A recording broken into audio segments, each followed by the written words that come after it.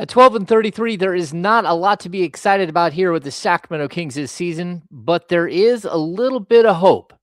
There's a rookie who's turning heads around the league. Let's dive right into that here on Locked On Kings.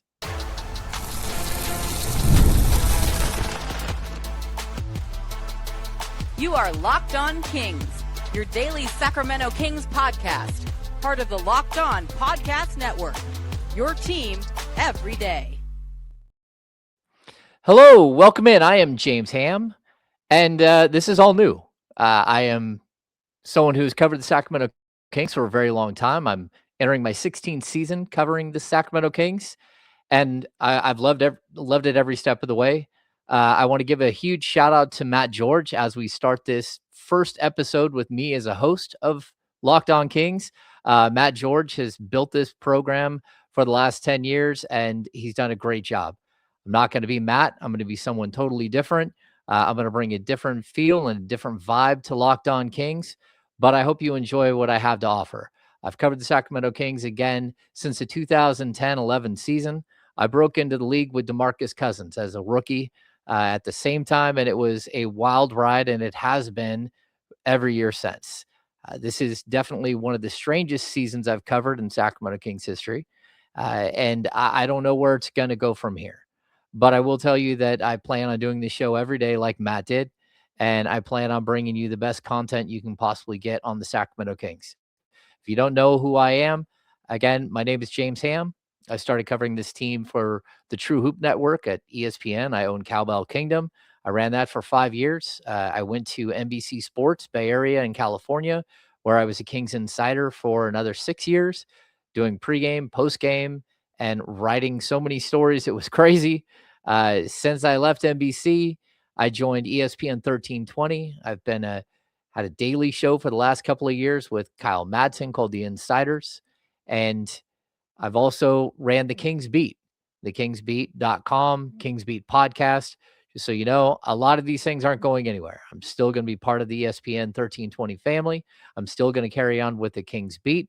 The Kings Beat podcast is still going to keep going, but I got a new role here, and I'm going to take it very serious. And I really do hope that everyone's on board and excited to see where this whole thing goes, especially with NBA trade deadline heading our way. This again, it's gonna take a little while. I'm gonna have to do live reads. I'm gonna have to hit a bunch of buttons that I'm not used to hitting, and I'm gonna try to do all of this seamlessly. There's no promises that I won't make mistakes. I know I will, but hopefully you'll stick with me as I figure this whole thing out. We are this segment, of course, of Locked On Kings. Boy, I'm already going to botch this, aren't I? It's brought to you by Gametime. Download the Gametime app, create an account, use the promo code LOCKEDONNBA for $20 off your first purchase. That is LOCKEDONNBA for $20 off your first purchase. Like, look, again, this season has been rough, and I know a lot of Kings fans are freaking out over a season that has really spun out of control. And the Kings at this point are 12-33. There isn't a lot of excitement to pin your hopes to with this group, but I think there is. I think there are a couple of young guys here that are really standing out as sort of potential, future pieces that could be cornerstones of this franchise. Like, nothing is guaranteed, especially with young players, but some of these guys that they've brought in, whether it's Nick Clifford or it's Maxime Reynaud or it's Dylan Cardwell, they bring something different to the game that the Kings have been lacking. And so for today, we're going to focus on one of those rookies, and it's Dylan Cardwell, because to be honest with you, he is the talk of the teams that are coming in through Sacramento. He's going to be the talk of somewhat of the talk of the league as they start to look at young players who are coming along. I would not be surprised if he shows up on the rookie ladder for NBA.com at some point during the season. And it's a really cool story. If you haven't been following Dylan Cardwell, he's a crazy guy who keeps doing the salutes and celebrating every block, every steal, every rebound, every time he dunks the ball. He salutes to the crowd. He raises his hands in the air. Um, and I think at first you're like, what is he doing? And to me, I think what we're seeing here is a very, very special young man. And we're gonna go really deep into like the Dylan Cardwell story here in episode 1 of the James Ham version of Locked On Kings. So first up, at the game last night, I want to throw up some video of Dylan Cardwell. We're going to see a couple of clips today. We're going to see some clips of Doug Christie. Again, bear with me as I figure all of this out. But here's Dylan Cardwell from last night's game. Like I said, it's all glory to God. You know, outside of the will of God, I would not be here in the NBA. Like I said, look on the stat sheet. I didn't allow people, in college. I averaged 5 points per game. I rebounded the ball 5 times per game. I averaged like 1.6 blocks per game. No one thought I was an NBA player, and I'm not supposed to be here, but God. And so every time I go on that court, it's just an opportunity to showcase, my God-given abilities and have fun with it and continue to be a joy. Because at the end of the day, I'm living my childhood dream. This is something I prayed about since I was, 5 or 6 years old. I remember watching, LeBron James and the Miami Heat and the 2012 and the 2012 and 2011 NBA Finals. And just tell my mom, like, I want to be there. I want to be not like LeBron, but I want to be in the NBA. And just to pray about that every single day, and to get that, it's just a dream come true. And I don't think I'll ever take a dream for granted, because at the end of the day, like I said, I'm not supposed to be here. And yeah, I put this jersey on every single day, and I have a blast doing it, because this is something I've dreamed about since I was a kid. So you'll see that childlike joy every time I step on that court, because like I said, this is a dream come true for me, and at any moment it can be taken away. But I just love playing basketball. I love accomplishing and living the dream and having fun. That is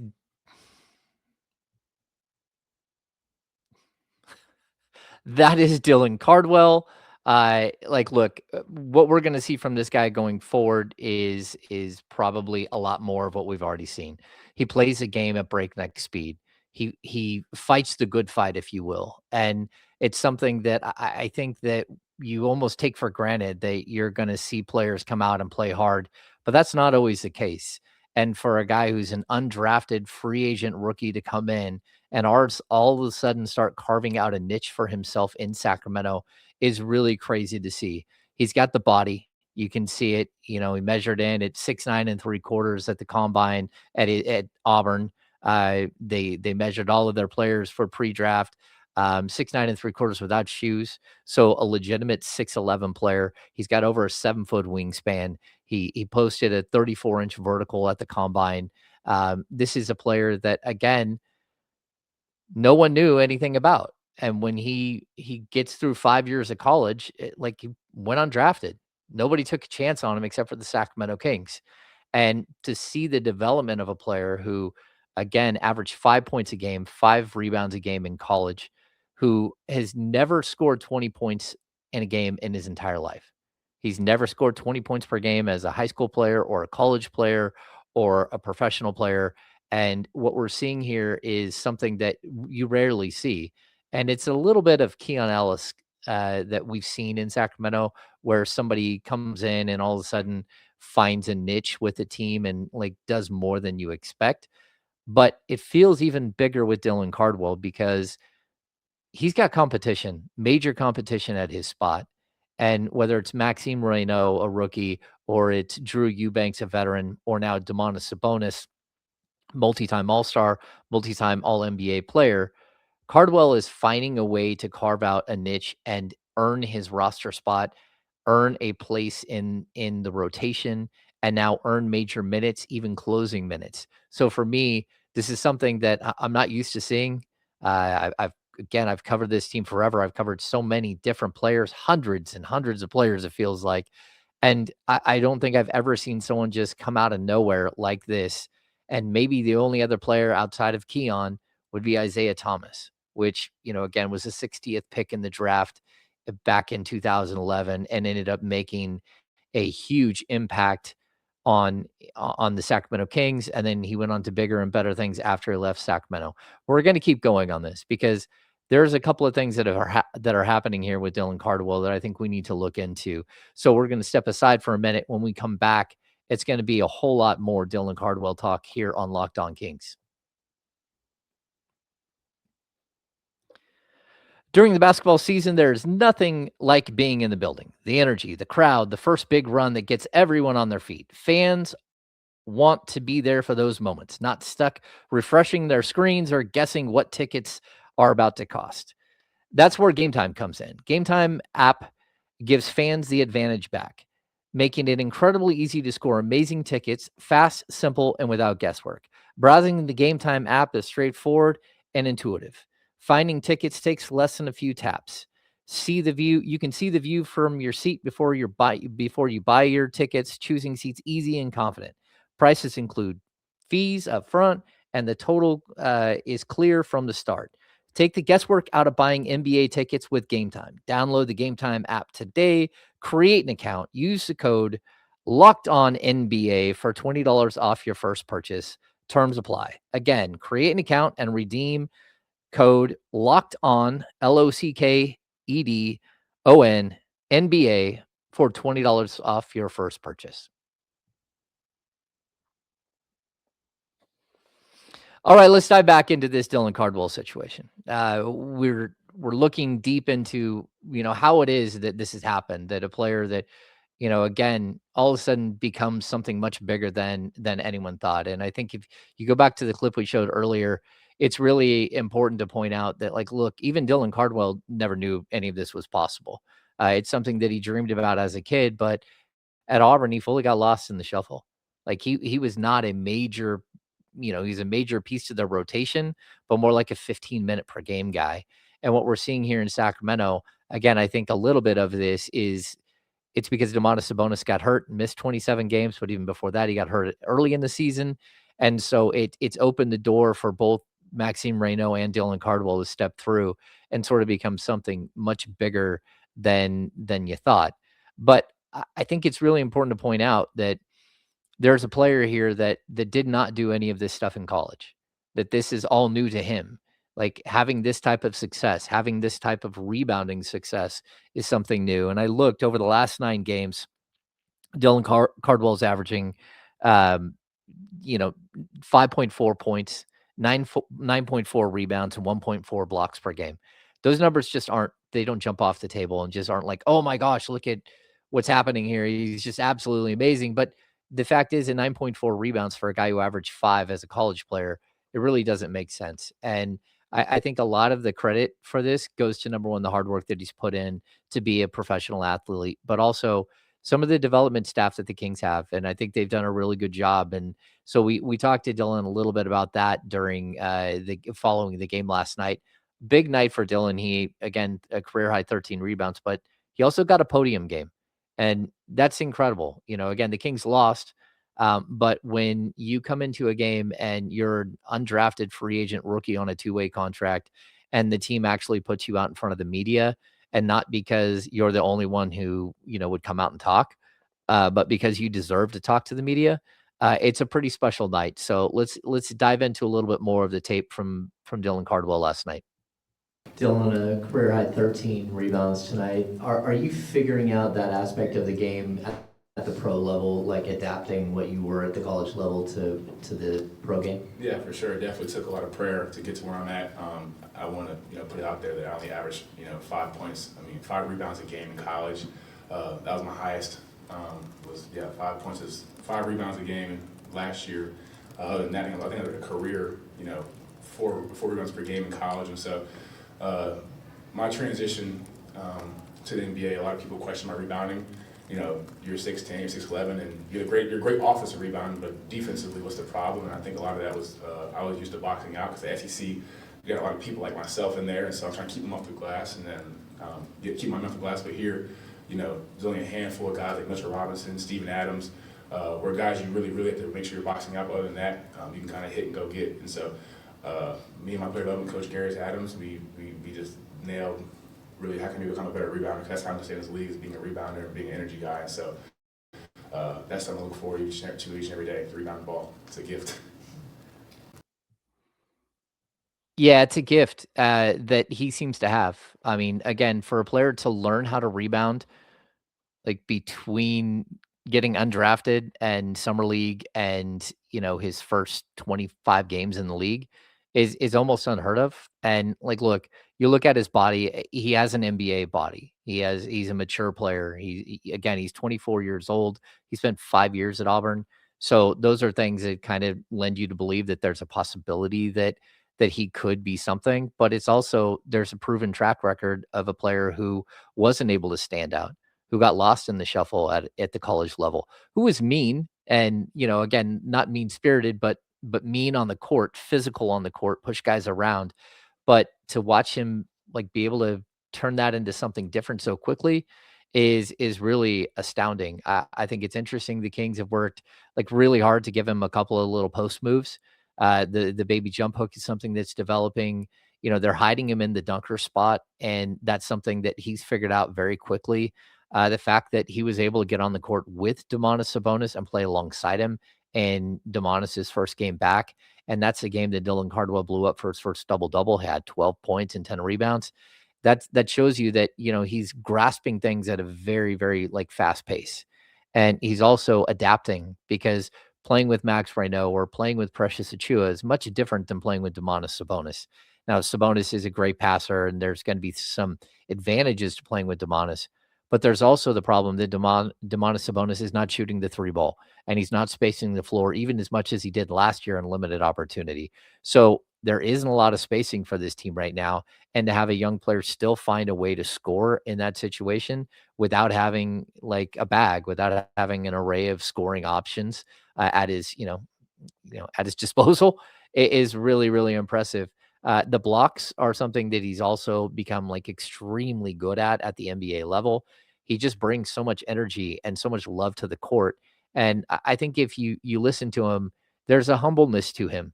And when you're watching him on the court, you don't really get that because he is exuberant on the court. He's, again, hands are flailing. He's going crazy at all times, and it's fun to watch. But also, he's living out his dream, and that's something that, a lot of young players, they don't get, and they don't figure out how to fit in. So right away, like, who does he look like? Who do we compare him to? And my first thought is he's got a lot of Ben Wallace game to him, and it's really interesting because if you followed the career path of Scott Perry, the Kings general manager, who is the one who signed Dylan Cardwell to this contract, you'll know that, of course, Scott really got to start with the Detroit Pistons alongside Joe Dumars, and they made just a ton of really, really savvy moves, including finding Ben Wallace and who became, I think, 3 or 4-time defensive player of the year and a Hall of Famer. I don't know if that's the path that Dylan Cardwell will have, but you also have to look at him and say, okay, I see how he fits in the modern NBA as a rim runner, as a defender, as somebody who, again, for a poor defensive team, he fits what the Kings need perfectly. There are so many players that feel more confident with him behind them than anyone else because they know he has their back. He's loud, he's boisterous, he's making sure that he's talking as much as possible and getting, the defensive play calls right. These are all things that you typically see from a veteran player, but not really from a rookie. So to me, again, this is really fun. It's exciting. But I think there are some more layers to this we've got to dive into. So we're going to step aside when we come back. We're going to listen to Doug Christie talk about when he knew that Dylan Cardwell was a player. And also, we'll dive into his contract situation and what that means for the Sacramento Kings moving forward. All right, I'm back for another live read. And of course, this is going to be an adventure as I figure this whole thing out, but stick with me. FanDuel. Fridays already feel different during basketball season, and FanDuel is making them even better. Every Friday night before the game tips off, FanDuel gives fans a new way to kick off the weekend with NBA Happy Hour. NBA Happy Hour is your official pregame, a limited time window where special offers drop right into the FanDuel app before the action starts. Friday from 6 to 7:30 Eastern have become an appointment viewing with NBA Happy Hour. Open the FanDuel app during happy hour and it always brings something new: boosts, bonuses, and surprises. So before tip off, check out the FanDuel app, and see what's dropping during the happy hour every Friday from 6 to 7:30 Eastern. A little basketball, a little action, and a whole lot of Friday energy. That's NBA Happy Hour only on FanDuel, the official sportsbook partner of the NBA. All right, I'm back. Let's dive right into this Doug Christie clip, and then we'll go from there. Doug Christie, of course, after the Kings lost to, boy, who did they lose to? It doesn't really matter at this point. But after their loss on Thursday night and Wednesday night, here's Doug Christie. We just talked to him. Like, when did you realize that Dylan was going to be an NBA player? Because, I mean, you look at his college stats and 5 years of college, and it didn't look like he was going to make it, but here he is. You know, whether you believe me or not, like right away. Because for me, and I'm speaking us, Scotty, BJ, we value what he does. And I don't think everybody values what he does. But for us, defense really means something. Rebounding really means something. Rim protection really means something. Communication really means something. And when you talk about the standard and the pillars and all those things, he, Max, Neek, they are all those things. So when I saw him, and a lot of my coaches were like, oh, you're in love, you know, because that's what happens. It's like, you know, he loved the kid. And I was like, nah, man. Like, what I'm looking for, I see it right there. Now, we need to polish it and buff it, and I get that. But the base of who he is all of that physicality, setting screens, communicating. It's at a high level. He has an NBA skill right now. Yeah, that NBA skill is the dirty work guy, and it's really impressive. Now, look, I've known Doug Christie for a long time. We used to work together at NBC. We used to have a podcast together for 3 years. I've spent a lot of time in the car talking to Doug, and I will tell you that Doug Christie has a tendency to fall in love with young prospects, with young players. He was one of the first guys on the De'Aaron Fox wagon well before the Sacramento Kings drafted De'Aaron. He went to watch game footage of the Kentucky Wildcats, and everyone said, "Hey, go watch this Malik Monk kid. Go watch Bam Adebayo." And Doug came back and said, "Hey, there's this lefty point guard, and I think he's going to be a star." And sure enough, De'Aaron Fox did become a star.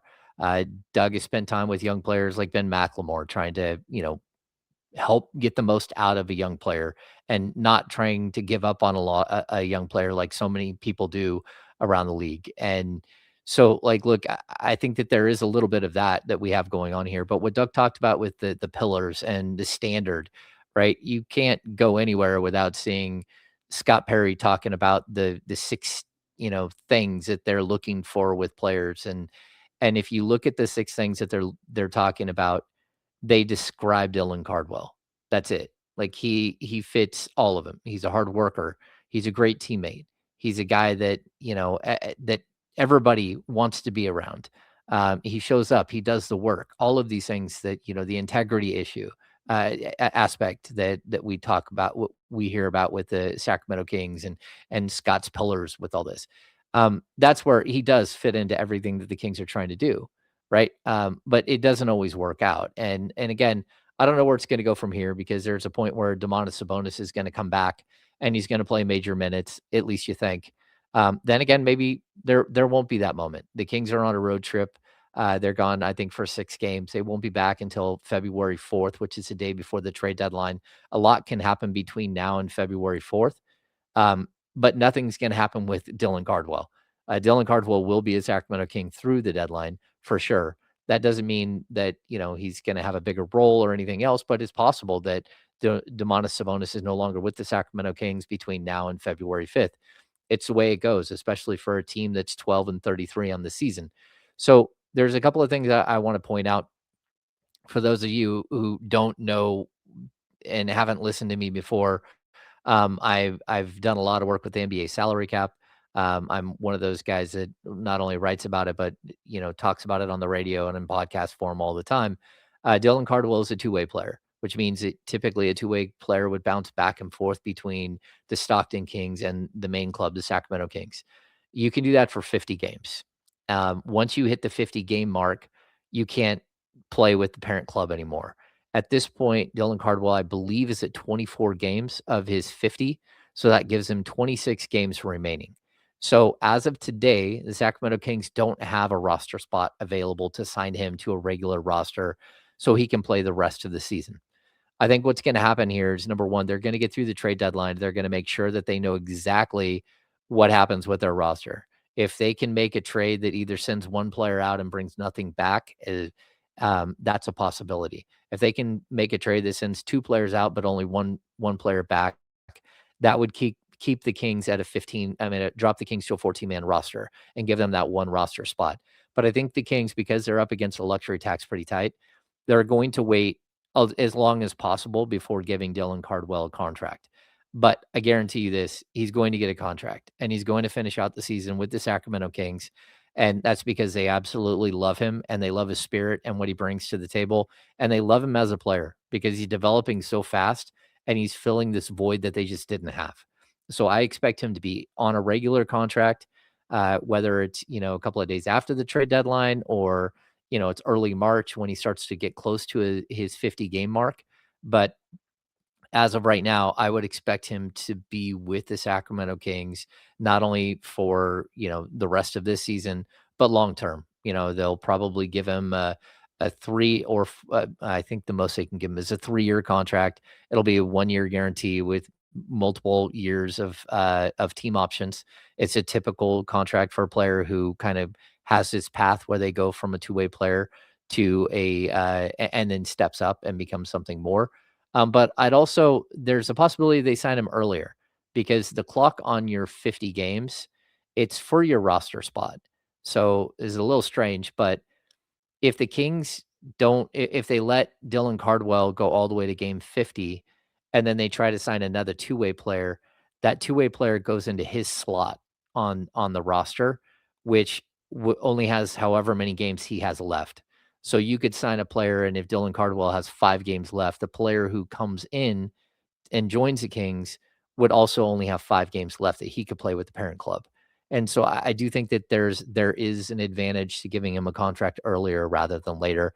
And to be honest with you, I think he's really, really close to earning that contract. And just to be honest, just the way the Kings are treating him and acting towards him, there's a very good chance he's going to get a contract pretty quick. So for all you Dylan Cardwell fans out there, start figuring out his celebrations. I don't know if you can mimic his celebrations. Nate Clifford joked about it in the locker room the other night and said, "Hey, look, I think he practices his celebrations, and he's got a new one for every game."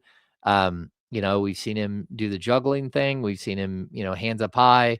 But I think what it all comes down to is his celebrations come with a big play. And when you're an undrafted free agent rookie and you're making big plays at the NBA level, hey, I'm all right if you celebrate. I'm all right if you get a little loose, a little crazy. Because look, at the end of the day, that's what basketball is about. It's a game, and it should be fun. And so I'm quickly enjoying what I'm seeing from Dylan Cardwell. I think it's only going to get better. And I'm really excited to see what he looks like 2, 3, 4 years down the road, when he's fully developed, is sort of his NBA mind. At this point, he's got the NBA body. He's got the NBA skill set that the Kings desperately needed. His rebounding has just been absolutely spectacular as of late. And the fact that he wasn't a good rebounder in college and is now at the pro level, that he didn't have a baby jump hook as a college player and he does now, like, all of these things tell you that he's a sponge and he's taking it all in. So we'll be back on Monday with a new episode. We'll probably talk about the Kings game that's going on this weekend on Sunday. I think they play the Cavs on Friday, the Pistons maybe on Sunday, and we'll keep rolling here with Locked On Kings. I'm James Ham. Thanks for tuning in and listening. I know I made a ton of mistakes in the first episode, but we'll get better together. Have a good night.